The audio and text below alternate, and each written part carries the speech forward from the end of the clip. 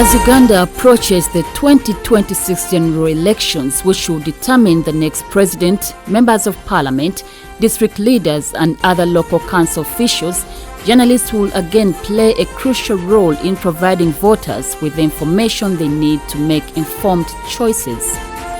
However, in an evolving trend seen in previous elections, many journalists and media personalities are not only acting as campaign assistants to politicians or candidates, but are also running for office themselves.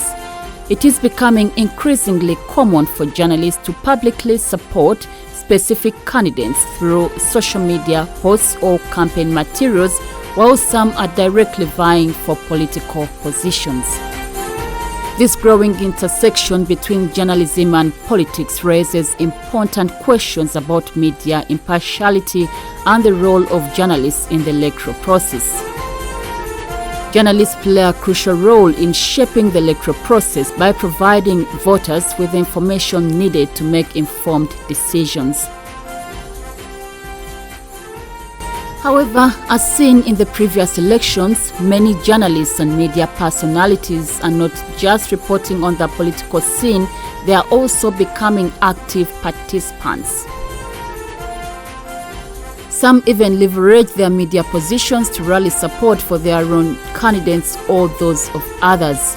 Wycliffe Ofono, a reporter working with NBS Radio in Jinja City and a former contestant for Lord Councillor, Jinja Southwest constituency, has been covering elections since 2016, particularly the election between Nathan Samson Igeme Nabeta and Paul Mwiru, says security operatives have always created a horrifying working space for him, as he explains. Then one time also I was covering the very elections, that was Masowan Lakeside, a certain Awal who belonged to Mwiru's camp by then was clobbered and beaten on suspicion that he was trying to wreck the other opponent's camp, who it seems had wanted to ferry people. You see, it's also a part of rigging. You ferry people on borders and then they vote for you. You deploy some border guys around the place and they vote the elderly, the sick or the lame, most especially people living with the disability. Those ones are transported. But now, along the way, you give them money and then tell them, vote my candidate. So there was a scuffle at Maswan landing site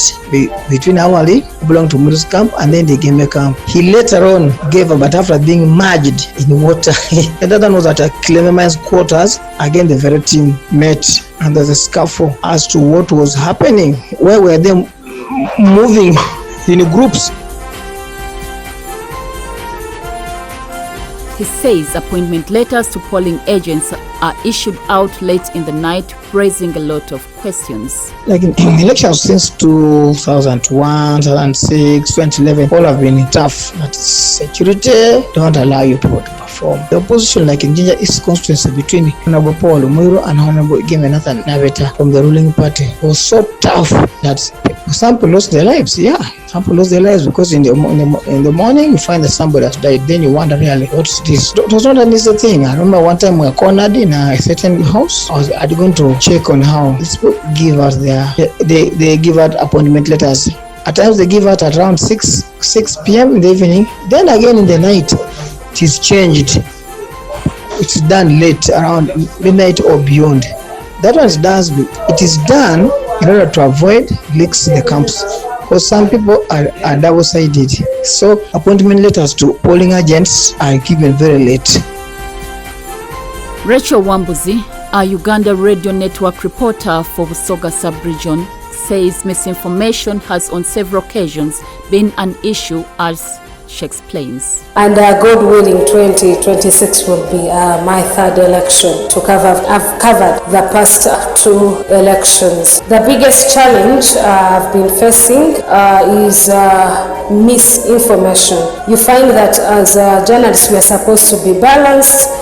We are supposed to cover all sides, but you find that there is always a lot of pressure from media houses for us to deliver stories very fast, and at times you end up delivering a story which is unbalanced, a thing which I believe is unfair to the society. According to the fourth schedule of the Press and Journalist Amendments, Instrument 214 under Sections 40, Clause 3 and 42 of the Press and Journalist Cap 105, journalists and editors must take care not to publish inaccurate, misleading or distorted information, including pictures.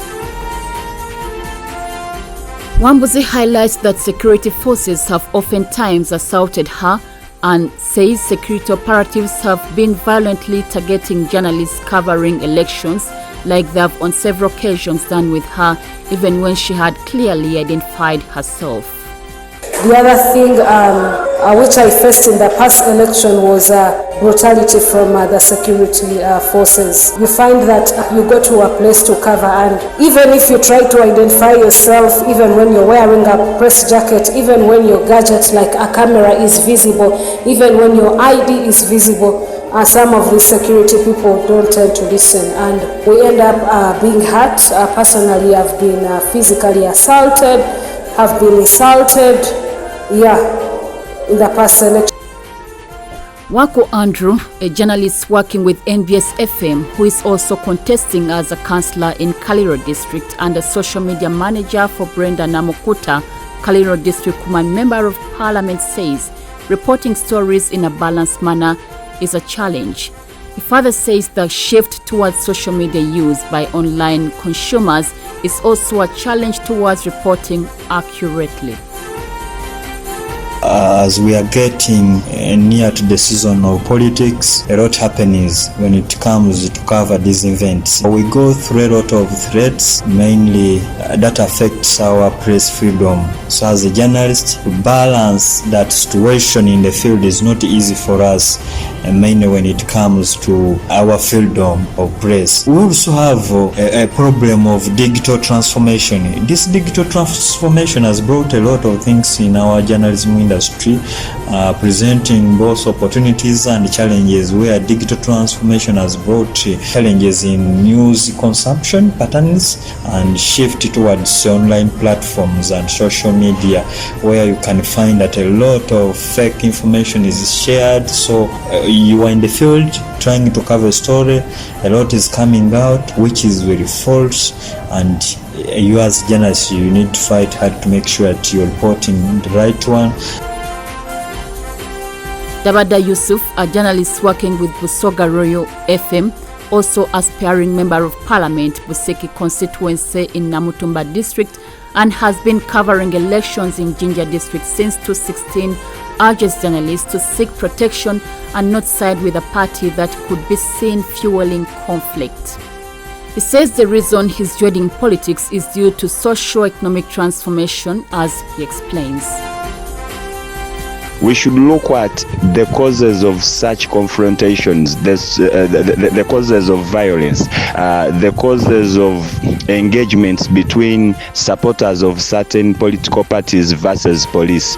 We should always avoid to be on the side that is trying to fuel up the violence that is taking place.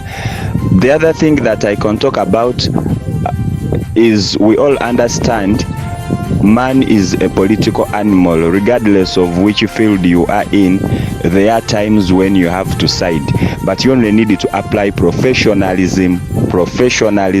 I will repeat that professionalism is the only way a journalist can ably perform. The 1994 Cap 105(1)39 Clause 1 states that whenever criminal proceedings have been instituted for an offense against the freedom of the press, the court may, on application for writ for confiscation, order that the material involved in the offense be seized or issue a ban on the publication.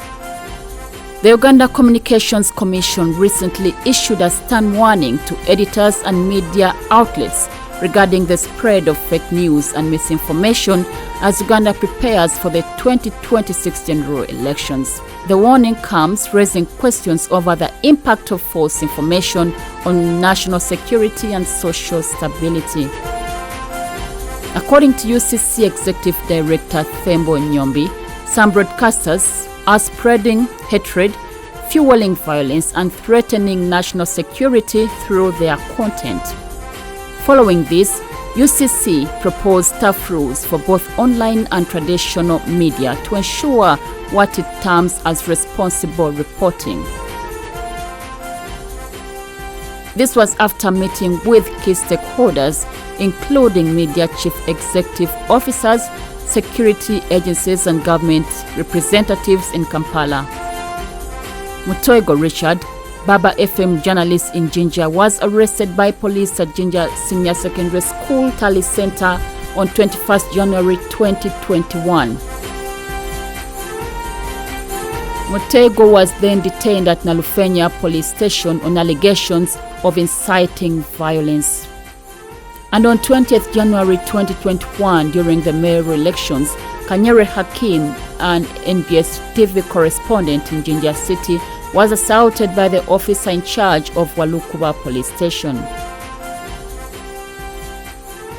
Kanyere told Human Rights Network for Journalists Uganda that he received a tip from one of the voters at Police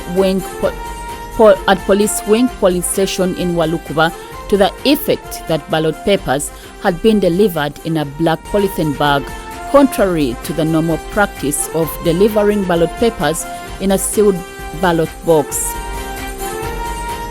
Kanyere added that when he reached the said polling station, he found a standoff between National Unity Platform supporters and officials from the Electoral Commission. The NUP supporters were accusing the Electoral Commission officials of ballot stuffing. As soon as he started covering the standoff, he was ordered by the OC station, Walukuba Police Station, to stop filming, which he did not heed to, arguing that he had been accredited to cover elections. The OC station, alongside other officers, allegedly beat him up, tore his shirt and destroyed his camera in the process. He was thereafter arrested and taken to Walukuba Police Station, where he was detained for 30 minutes and released without charge. Lastly, Baba FM radio in Jinja was shut down on 21st January 2021 at about 5:30 p.m. on allegations of inciting violence. This was after one of its reporters, Mutoego Richard, was arrested earlier in the morning. The regional police spokesperson for Kira region, Abe Ngako, told Human Rights Network for Journalists Uganda that the radio stations were shut down for inciting violence.